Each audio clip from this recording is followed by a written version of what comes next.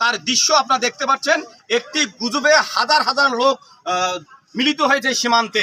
কে বা কাহারা গুজব ছড়িয়েছে যে ভারতে কাঁটাতারের বেড়া খুলে দিয়েছে, বাংলাদেশে যে হিন্দু সম্প্রদায়ের লোকজন আছে তারা ভারতে চলে যাচ্ছে, এমন গুজবে কিন্তু এই সীমান্ত এলাকায় হাজার হাজার বিভিন্ন ধর্মের, শুধু হিন্দু ধর্মের নয়, বিভিন্ন ধর্মের লোকজন এসে মিলিত হয়েছে, এসে দেখেছে এ ধরনের কোনো ঘটনাই ঘটেনি।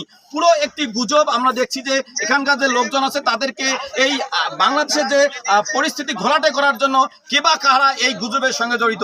প্রিয় দর্শক, আপনাদেরকে জানিয়ে রাখি যে কয়েকদিন আগে দেশের রাজনৈতিক প্রেক্ষাপট পরিবর্তন হয়েছে। গতকাল একটি সরকার গঠন হয়েছে। দেশের আইনশৃঙ্খলা পরিস্থিতি তখন ধীরে ধীরে স্বাভাবিক হয়ে আসছে। ঠিক সেই মুহূর্তে লালমনিরহাটের হাতীবান্ধা উপজেলার গোতামারি ইউনিয়নের উত্তর গোতামারি এলাকায় গুজব ছড়ানো হয়েছে যে হিন্দু সম্প্রদায়ের লোকজনের উপর নির্যাতন হচ্ছে।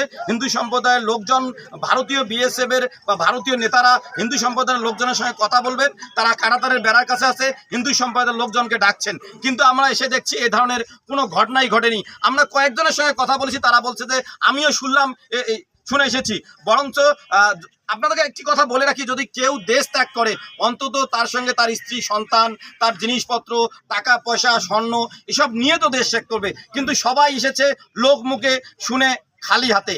তাহলে এটি আদৌ ঘটনা সত্য না গুজব? আমরা এখানে দেখছি যে গোতামারি ইউনিয়ন পরিষদের সাবেক চেয়ারম্যান এখানে আছেন। আমরা তার সঙ্গে একটু চেয়ারম্যান আবুল কাশেম মিয়া, তার সঙ্গে একটু কথা বলবো।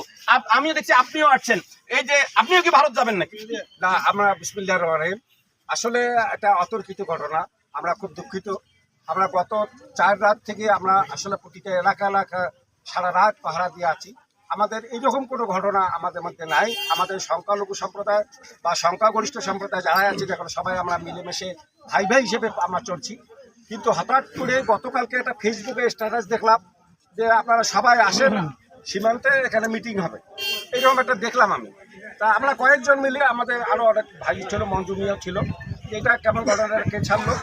তা এইটা আজকে আসলে প্রমাণ হলো যে এখানে আমরা বিভিন্ন ইউনিয়ন থেকে আমরা বেশি করে দেখছি, আমি চামটা, টংভাঙ্গা, এই বিভিন্ন ইউনিয়ন থেকে শুধু খালি হাতে এই লোকজন আসছে সীমান্তে মিটিং করার জন্য। এটা আসলে আগে কিন্তু আমাদের স্থানীয় লোকের আগে বহিরাগত লোকজন আসছে সব, হ্যাঁ, বহিরাগত।